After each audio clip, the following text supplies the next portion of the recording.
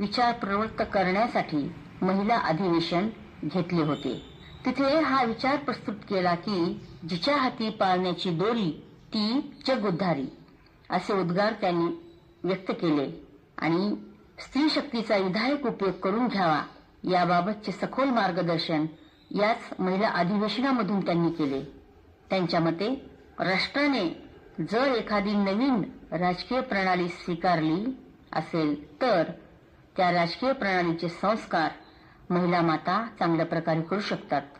एक सशक्त आणि सक्षम राजकीय समाज सुद्धा महिला उभा करू शकतात ही नाडी डॉक्टर बाबासाहेब आंबेडकरांनी ओळखली आणि लोकशाहीच्या यशस्वीतेसाठी त्यांनी जे बीजारोपण केले त्या बीजास आज फळे आली आहेत असं म्हणायला काही हरकत नाही. आणि असं उदाहरण म्हणजे आज आपल्या भारताच्या राष्ट्रपती सुद्धा महिला आहेत. पंतप्रधान महिला होऊन गेल्यात, होत राहतील आणि हे त्यांचं खूप मोठं योगदान आहे. स्त्रियांच्या विकासावर कुटुंबाचा विकास, आपल्या समाजाचा विकास किंबहुना राष्ट्राचाही विकास अवलंबून आहे. या प्रकारच्या स्त्री उद्धारक कट्टर पायकास प्रत्येक स्त्री कृतज्ञ आहे. त्यांचे हे स्त्रीविषयक विचार आत्मसात करण्याची हिंमत आज प्रत्येक स्त्रीमध्ये दिसून येत आहे.